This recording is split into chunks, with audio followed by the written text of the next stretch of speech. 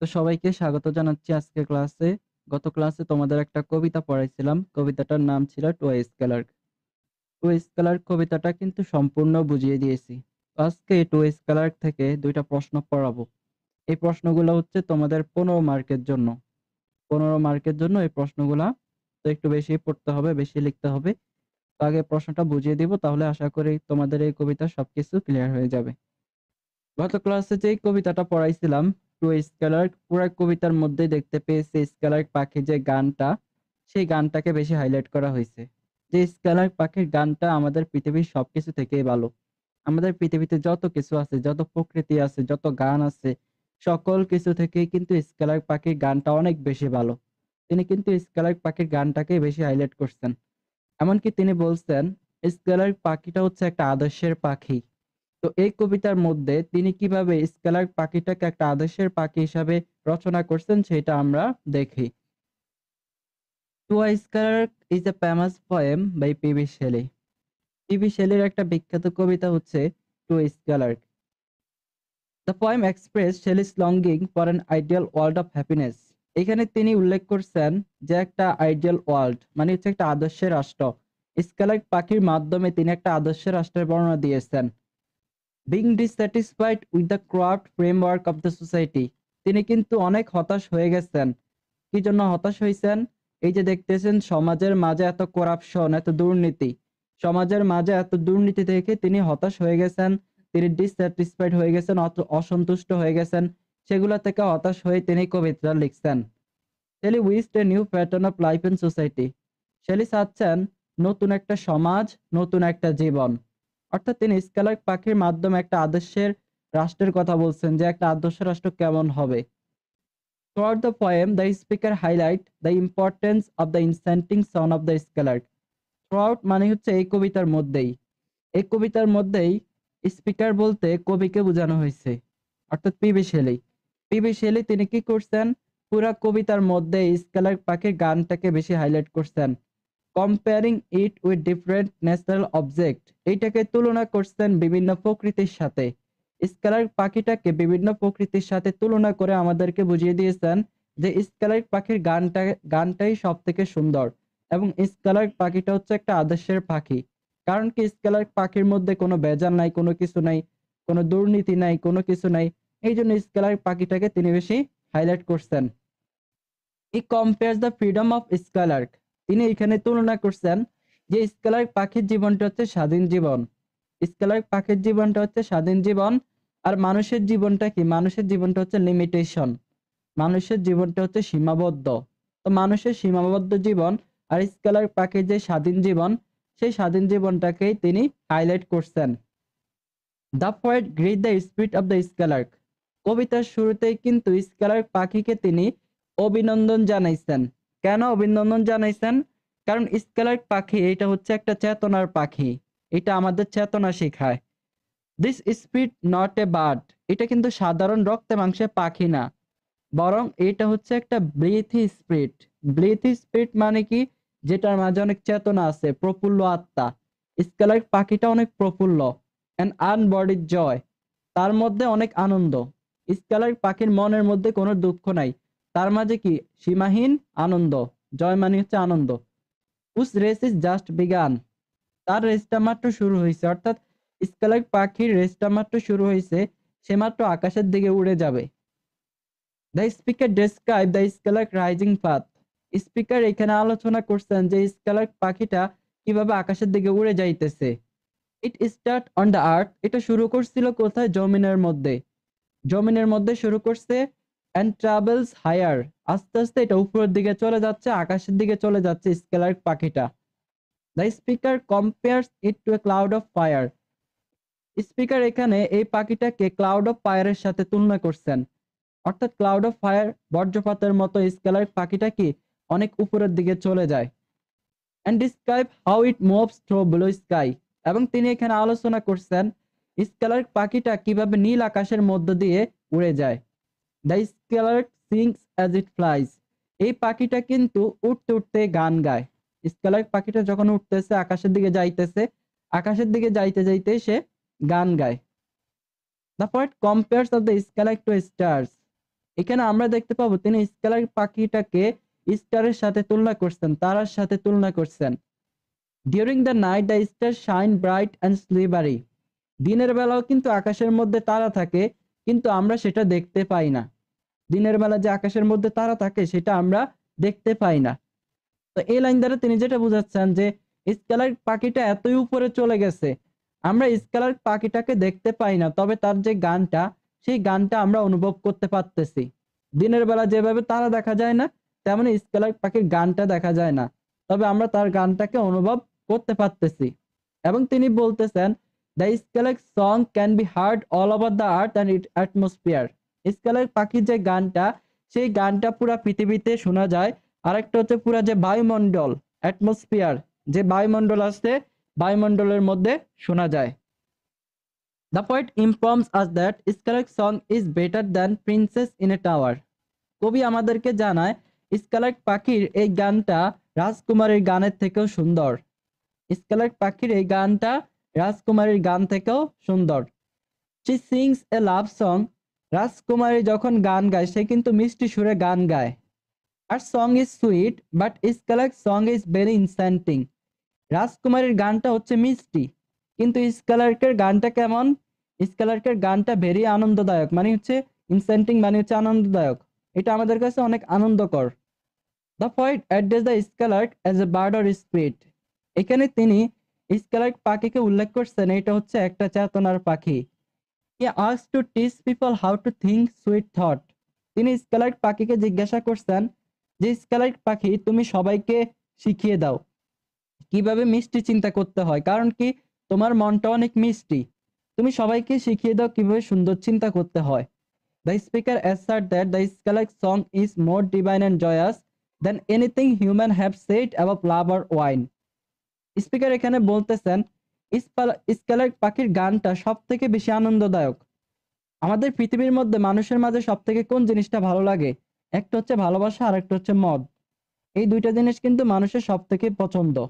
তো বলতেছেন স্কেলার্ক পাখির গানটা এই দুইটা জিনিস থেকেও ভালো, লাভ থেকে অথবা ওয়াইন থেকে স্কেলার্ক পাখির গানটা বেশি জয়াস, সেটা বেশি আনন্দদায়ক।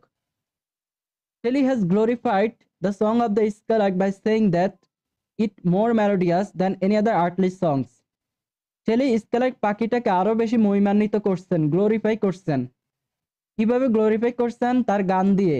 যে স্কেলার্ক পাখির গানটা আমাদের পৃথিবীর গান থেকেও সুন্দর। স্কেলার্ক পাখির গানটা আমাদের পৃথিবীর গান থেকেও সুন্দর। The song that is sung on the marriage ceremony undoubtedly good. অর্থাৎ যেই গানগুলো বিবাহের অনুষ্ঠানে বাজানো হয় সেটা কিন্তু আমাদের সবার কাছে ভালো লাগে। আরেকটা হচ্ছে বিজয়ের গান।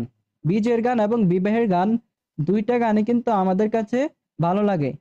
But the melodious sightless song of the skylark is more melodious. কিন্তু বলতেছেন স্কেলার্ক পাখির গানটা এটা থেকেও আরো বেশি সুরালো। আমাদের পৃথিবীর যে বিয়ের গান অথবা বিজয়ের গান, দুইটা গান থেকেও স্কেলার্ক পাখির গানটা বেশি সুরালো এবং স্কেলার্ক পাখির গানটা আমাদেরকে বেশি আনন্দ দেয়। তো পুরো কবিতার মধ্যেই তিনি স্কেলার্ক পাখির গানটাকে বেশি হাইলাইট করছেন।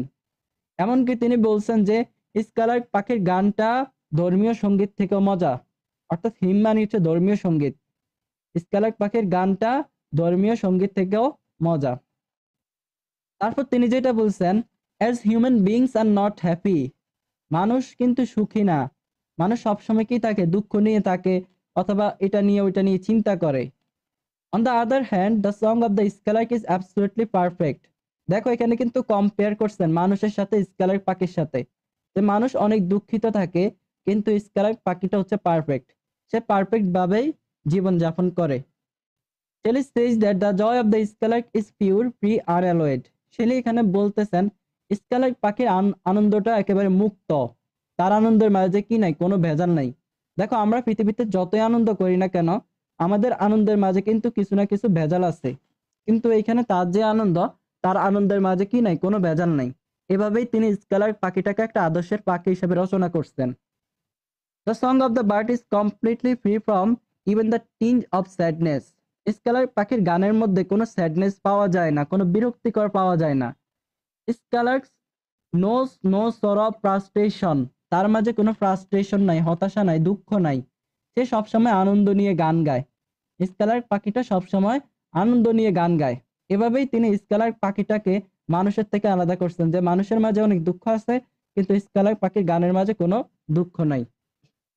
According to the poet, the scarlet knows much more than human beings. কবির মতে স্কেলার পাখিটা মানুষের থেকেও বেশি জানে। It enjoys a deeper knowledge of the mystery of earth. তার জ্ঞানটা হচ্ছে গভীর জ্ঞান।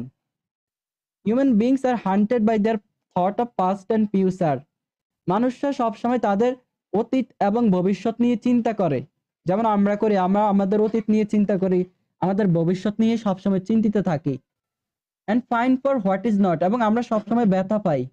ভবিষ্যতে কি হবে না হবে এটা নিয়ে আমরা চিন্তা করি, আমরা অনেক কষ্ট পাই, ব্যথা পাই। কিন্তু স্কেলার পাখির মাঝে এই সকল কিছুই নেই।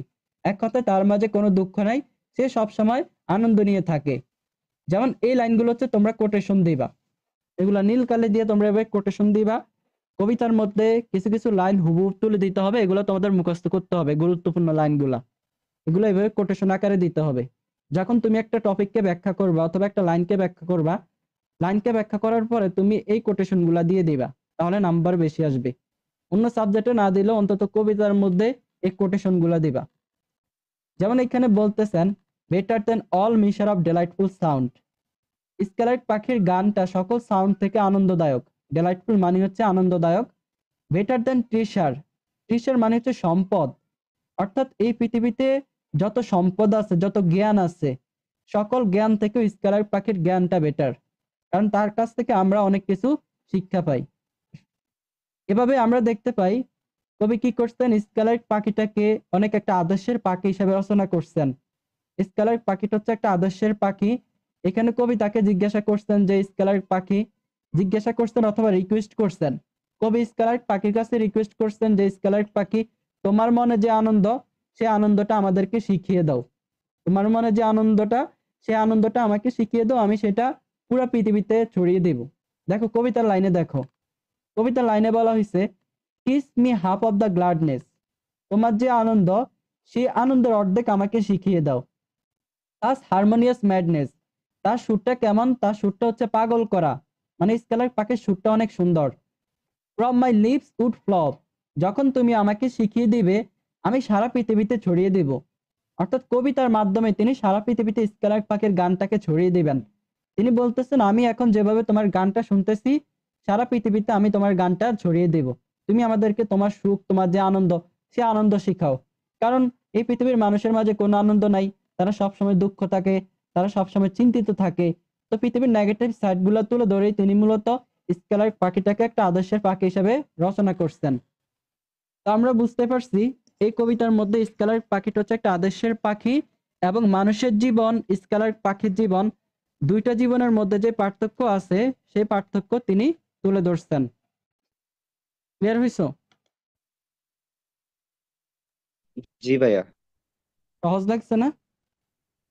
হ্যাঁ, হ্যাঁ, কবিতাটা কিন্তু অনেক কঠিন লাগছে, কিন্তু প্রশ্নটা সহজ। আপনি তো ভাই সহজ ভাবে উপস্থাপন করে দিচ্ছেন, এই জন্য সহজ লেগে গেছে। হ্যাঁ, তোমাদের গাইডে একটু কঠিন আছে, এখানে সহজ ভাষা পাবা।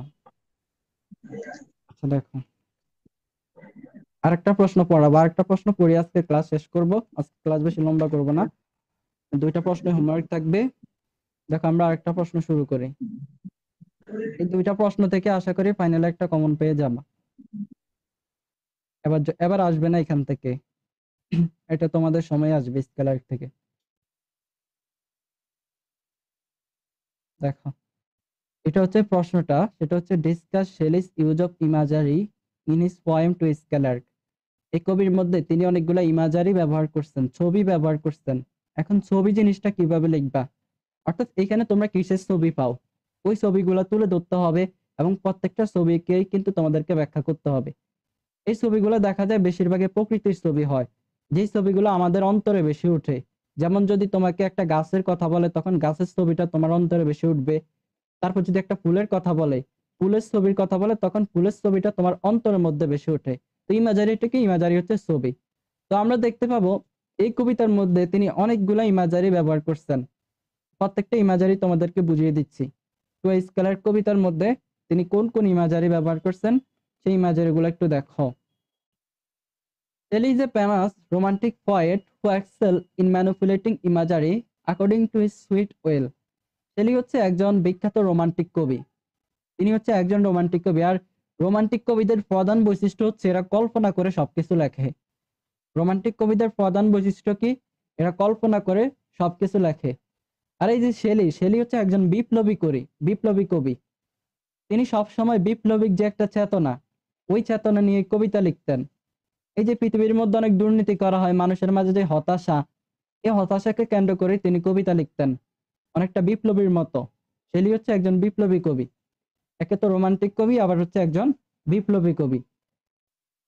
Shelley's poetry is the poet of image. এই কবিতার মধ্যে তিনি অনেকগুলো ছবি ব্যবহার করেন, ইমেজ ব্যবহার করেন। Image to describe object come naturally, spontaneously and unconsciously to him. অর্থাৎ এই ছবিগুলোর মাধ্যমে তিনি কি করেন? প্রকৃতির কথাগুলো বলেন, স্বতঃস্ফূর্তভাবে প্রত্যেকটা প্রকৃতির চিত্র তিনি তুলে ধরেন। যেমন এই কবিতার মধ্যে কিন্তু আমরা অনেকগুলো প্রকৃতির ছবি দেখতে পাবো, এবং এগুলার মাধ্যমে আমাদের যে একটা ইমোশন, সেই ইমোশনটাকে বেশি হাইলাইট করেন। এই ছবিগুলোর মাধ্যমে আমাদেরকে অনেক সারপ্রাইজ দেন, আমাদের ইমোশনটাকে বেশি হাইলাইট করেন। Shelley is expert in depicting picture with the help of word. তিনি ছবিটা কিভাবে ব্যবহার করেন? শব্দের মাধ্যমে। শব্দের মাধ্যমে তিনি ছবিটাকে ব্যবহার করেন।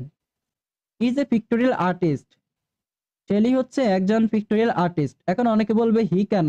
কারণ শেলি হচ্ছে একজন ছেলে, সে হচ্ছে একজন ছেলে কবি। নামটা মেয়েদের মতো হলো, শেলি কিন্তু একজন ছেলে কবি। He is a pictorial artist. সে হচ্ছে একজন pictorial artist. His insight is so grave that he portrays whatever he thinks. অর্থাৎ তিনি এমন ভাবে ছবিগুলো তৈরি করেন, যেটা সে চিন্তা করেন, সেভাবেই তিনি ছবিগুলা তৈরি করেন। The main attraction of the Shelley for the skylark, it is sightless song. এই কবিতার প্রধান আকর্ষণ হচ্ছে, এই কবিতার মধ্যে তিনি গানটাকে বেশি হাইলাইট করছেন। ওই গানটাকে বোঝানোর জন্যই তিনি অনেকগুলো ছবি ব্যবহার করছেন। যেমন the bird begins to fly higher and higher.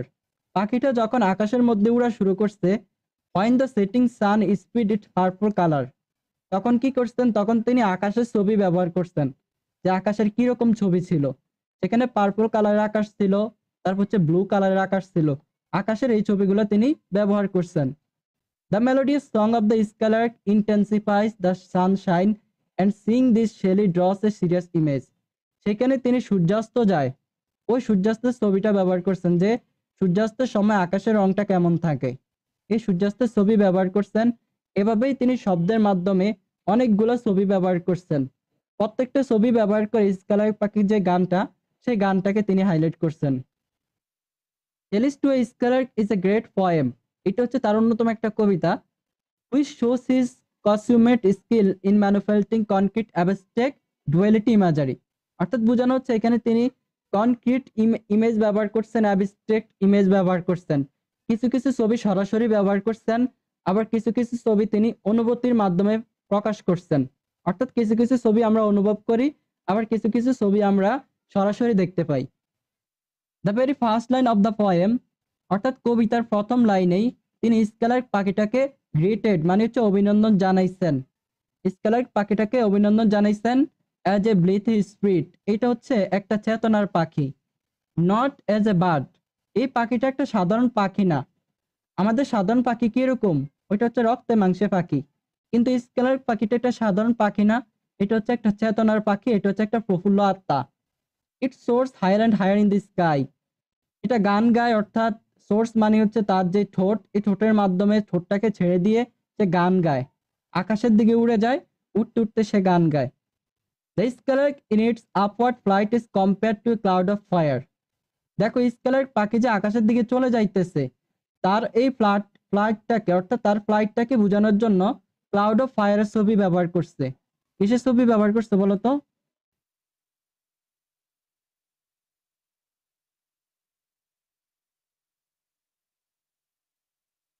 Scalar পাখির ফ্লাইটটাকে বোঝানোর জন্য ক্লাউড অফ ফায়ারের ছবি ব্যবহার করছে, মানে হচ্ছে বজ্রপাত। বজ্রপাত। হ্যাঁ, বজ্রপাত ধরে নিতে পারো।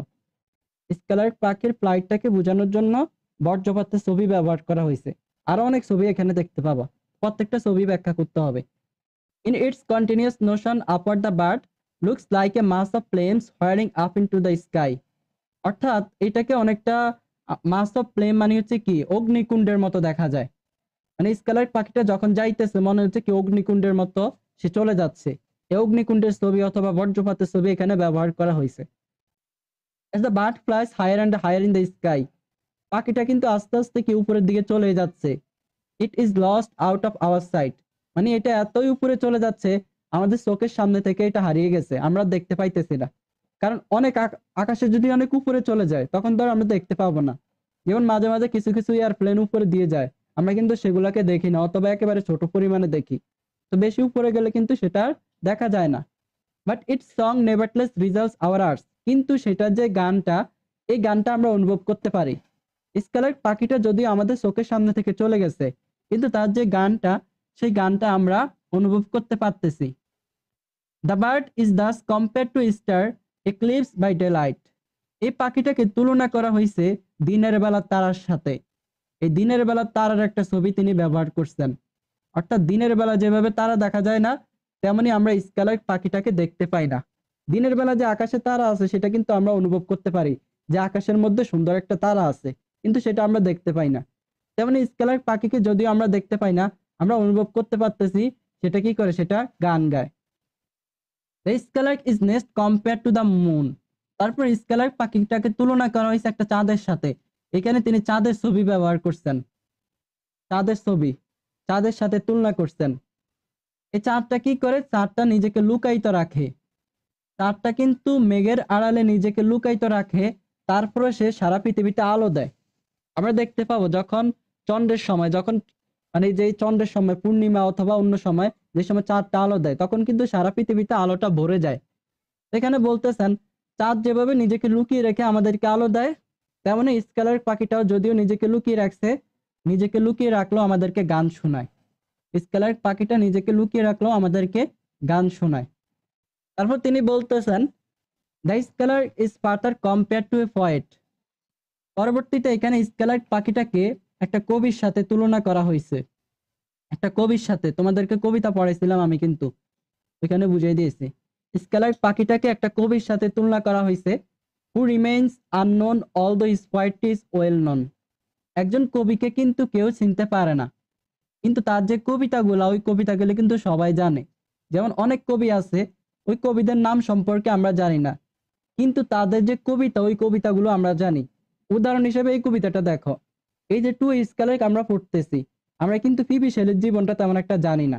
পিবি শেলি কি কি করছে তার সম্পর্কে আমরা জানি না, তবে তার কবিতাটা আমরা এখন মজা করতেছি, এটা নিয়ে আনন্দ পাইতেছি কবিতাটা পড়ে। তো বলা হচ্ছে স্কাইলার্ক পাখিটা হচ্ছে ওই কবির মতো, যে কবি নিজেকে হাইড করে রাখে। স্কাইলার্ক পাখিটাও নিজেকে হাইড করে রাখছে, হাইড করে রাখার পরেও আমাদেরকে সুন্দর সুন্দর গান শোনায়। The poet's world is a secret world of thought and fancies. কবির দেশটা হচ্ছে আলাদা একটা দেশ। আচ্ছা, কবি যখন একটা কবিতা লিখবে, কবিতা লেখার সময় তো সে কাউকে জানায় না, সে তখন আলাদা একটা কল্পনা করে একটা নিজের মনের মধ্যে একটা রাজ্য বানায়। তোমরা কবিতা লিখছো কিনা জানি না, যখন কবিতা লিখবা, কবিতা লেখার সময় দেখবা যে তুমি আলাদা একটা কল্পনা জগতে চলে গেছো, এটা তোমার অনুভব হবে।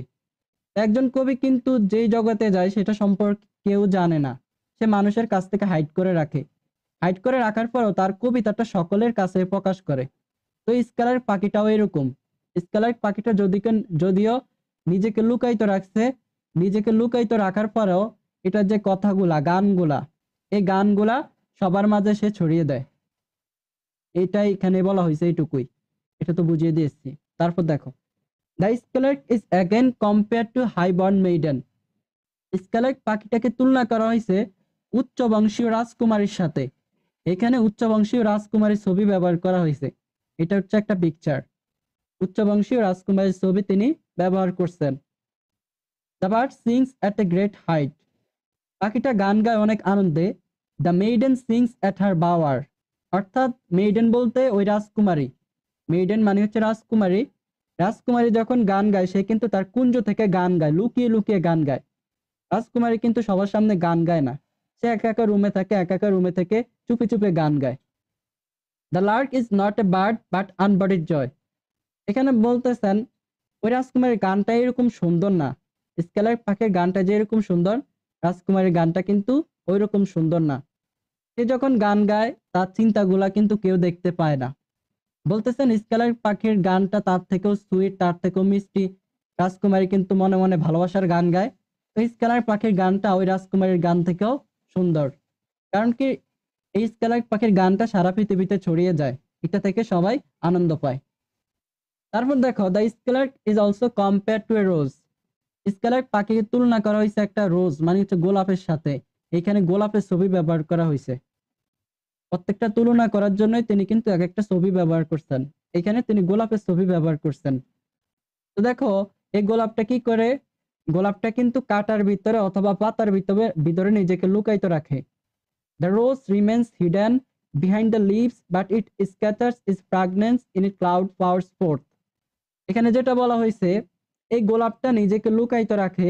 লুকায়িত রাখার পরে ওইটা যে গ্রান, এই গ্রানটা সব দিকে ছড়িয়ে দেয়, বিশেষ করে পুরা পৃথিবীর মধ্যে। ফ্রাগ্রেন্স মানে হচ্ছে এটা যে সুঘ্রাণ আছে, এই সুঘ্রাণটা সবার মাঝে ছড়িয়ে দেয়। গোলাপটাকে কিন্তু আমরা তেমন একটা দেখতে পাই না। এটা পাতার ভিতর নিজেকে ছোট্ট একটা লুকিয়ে রাখে। কিন্তু এটা যে গ্রানটা, এটার গ্রানটা অনেক সুন্দর। গ্রানটা কিন্তু সব দিকে ছড়িয়ে যায়। তো স্কালার পাখিটাও এরকম। স্কালার পাখির গানটা, সে যদি নিজেকে লুকায়িত রাখছে, লুকায়িত রাখার পরও তার গানটা সব দিকে ছড়িয়ে দিয়েছে। তারপর হচ্ছে the bird is again compare to glow worm. স্কালার পাখিটাকে পরবর্তীতে একটা জোনাকি পোকার সাথে তুলনা করা হয়েছে। গ্লো ওয়ার্ম মানে হচ্ছে জোনাকি পোকা। জোনাকি পোকার সাথে তুলনা করা হয়েছে। জোনাকি পোকা কি করে? তাদের কিন্তু মিট মিট আলো জ্বলে, এবং তারা যখন বন জঙ্গল অথবা যেখানে ঝোপঝাড়ের ভিতর থাকুক সবকিছুকে কি করে দেয়? আলোকিত করে দেয়। তো এটা দ্বারা স্কালার পাখিকে তুলনা করা হয়েছে যে স্কালার পাখির যে গানটা, সেই গানটা জোনাকি পোকার থেকেও সুন্দর। অর্থাৎ জোনাকি পোকার যে একটা দৃশ্য, ওই দৃশ্য থেকেও স্কালার পাখির গানটা সুন্দর। এখানে তিনি জোনাকি পোকা ছবি ব্যবহার করছেন। স্কালার পাখিটাকে হাইলাইট করার জন্য জোনাকি পোকার ছবি ব্যবহার করছেন। এই যেগুলো তোমরা কোটেশন দিতে পারো। Like a glowworm golden. জোনাকি পোকাটা যখন আলো দেয় সেটা অনেক গোল্ডেন থাকে। সে উপত্যকার মধ্যে সুন্দর সুন্দর আলো দেয়। তার আলোটা কিন্তু সব দিকেই ছড়িয়ে দেয়। তার যে রংটা, এই রংটা সব দিকেই ছড়িয়ে দেয়। আমরা বুঝতে পারছি এই কবিতার মধ্যে কবি অনেকগুলা ছবি ব্যবহার করছেন, ইমাজারি ব্যবহার করছেন। এই ছবিগুলোর মাধ্যমে তিনি স্কালার পাখির গানটাকে বেশি হাইলাইট করছেন। আশা করছি দুইটা প্রশ্ন বুঝতে পারছো। কারো প্রশ্ন আছে কিনা? প্রশ্ন থাকলে জানাতে পারো।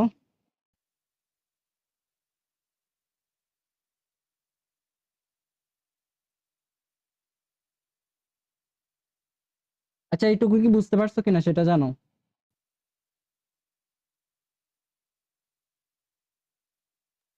মোটামুটি একটা ধারণা পাইছি ভাই, বাকিটা আল্লাহ ভরসা। ঠিক আছে, এখন তোমাদের শিখতে হবে। কবিতাটা সবাই ক্লাস করছিলা? জি ভাই। হ্যাঁ, কবিতা ক্লাস করলে তো এটা বোঝার কথা। কবিতার ক্লাসটা রেকর্ডটা দেখে নিও, তাহলে এটা সুন্দরভাবে বুঝতে পারবা। আর হয়তো প্রথম প্রথম একটু কঠিন লাগবে, বাট যখন বারবার পড়বা, বারবার পড়তে পড়তে দেখবা যে এগুলো সহজ হয়ে গেছে। আচ্ছা, ঠিক আছে, এখন কোনো প্রশ্ন থাকলে করতে পারো কোনো বিষয় সম্পর্কে। যদি সমস্যা থাকে বলো, তাহলে ওই বিষয়ে ক্লাস নেই।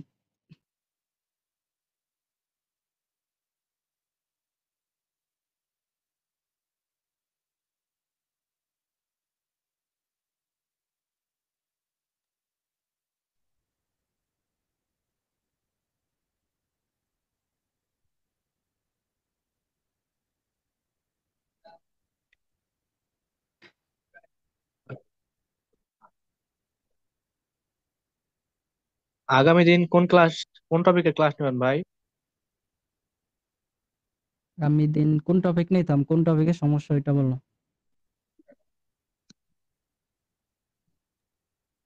ভাইয়া মিটারটা বুঝাবেন? মিটার তো ওইটা তো এক ক্লাসে বুঝবা না।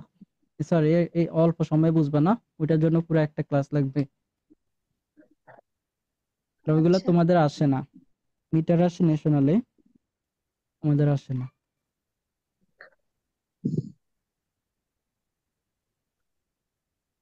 পরে ভাই ভাইয়া যদি প্রশ্নগুলো চান।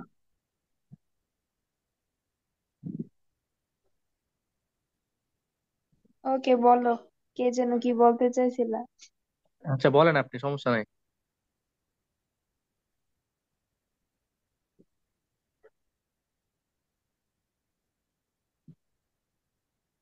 আচ্ছা, তোমাদের ভাইয়া ক্লাস ঠান্ডা শেষ? ক্লাস আমি আজকে লম্বা করবো না, আমার আরো 2টা ক্লাস আছে, আবার কালকে বাসায় যাব 2 দিনের জন্য।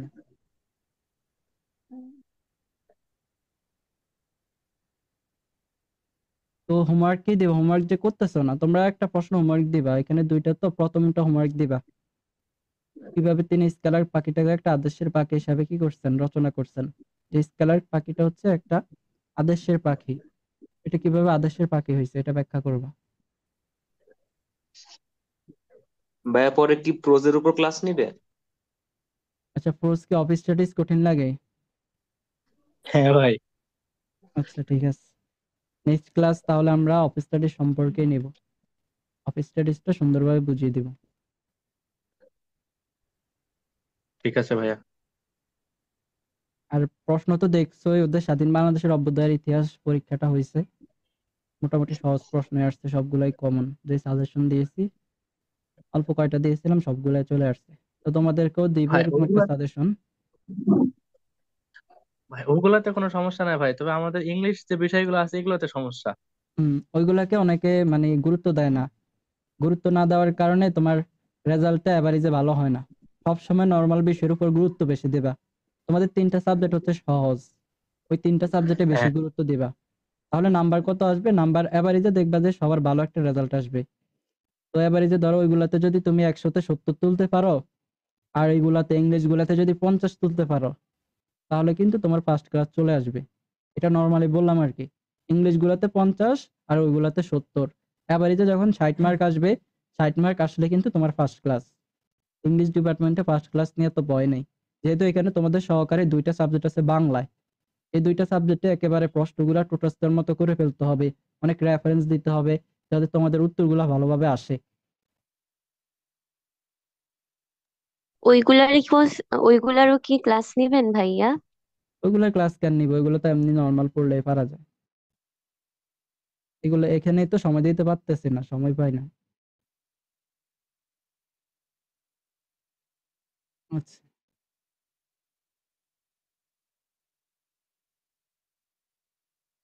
ঠিক আছে, আজকের ক্লাস তাহলে এটুকুই থাকলো। তো সবাই এই যে 2টা প্রশ্ন দিয়েছি, 2টা প্রশ্ন হোমওয়ার্ক দাও,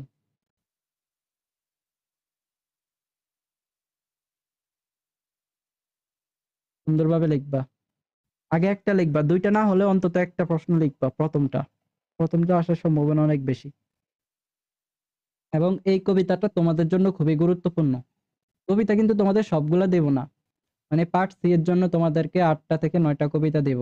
15টা কবিতা সিলেবাসে আছে, তো এই 15টা থেকে তোমাদেরকে 8টা কবিতা দিব পার্ট সি এর জন্য। 8টা থেকে 4টা প্রশ্ন পেয়ে যাওয়া। আচ্ছা, এখন থেকে গুরুত্ব দাও, এই প্রশ্নটা ভালোভাবে পড়বা। How does Shelley idealise the bird of skylark. তো এই প্রশ্নটা পড়লেই কিন্তু তোমাদের স্কেলার কবিতার যে সামারি সেটাও পড়া হয়ে যায়, কারণ এই প্রশ্নটার মধ্যে সবকিছু আছে। তো এটা ভালোভাবে পড়বা।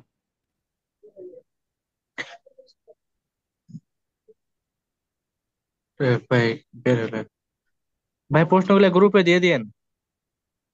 আচ্ছা, আর যারা আগে রেকর্ড করো নাই তোমরা হোয়াটসঅ্যাপে গ্রুপে থাকবে, হোয়াটসঅ্যাপ গ্রুপে সব আপডেট, কারণ আমার মেসেঞ্জার গ্রুপ অনেকগুলা, এতগুলা গ্রুপে আমি আপডেট দেই না। হোয়াটসঅ্যাপ হ্যাঁ গ্রুপে সব ঠিক আপডেট আছে দেই। ভাইয়া। মেসেঞ্জার না হইলো 20-25টা গ্রুপ, অন্যান্য সেশন সহ। আপনি হোয়াটসঅ্যাপে দিলেন। হ্যাঁ, হোয়াটসঅ্যাপে আমি সবগুলা দেই, কারণ হোয়াটসঅ্যাপ গ্রুপে একটা গ্রুপে তোমার প্রায় 1000+ মেম্বার থাকে। থ্যাংক ইউ ভাইয়া। আসসালামু আলাইকুম ভাইয়া। ভাইয়া আসসালামু পূর্ববর্তী আলাইকুম। একটা টপিক একটু জানতে চাইছিলাম। হ্যালো। হ্যাঁ বলো। যে সনেট যে 4 প্রকার, কোনটা কোন সনেট, এটা আর কি চিনবো কিভাবে? ওই যে রাইম স্কিম, তারপর রাইম স্কিমের ক্লাসটা করো না?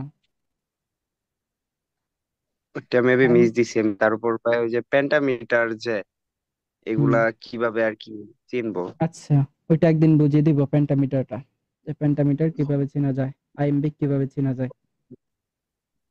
আচ্ছা ভাই। ওকে, ধন্যবাদ সবাইকে। ভাইয়া আগের ক্লাসগুলো কিভাবে পাবো আমি?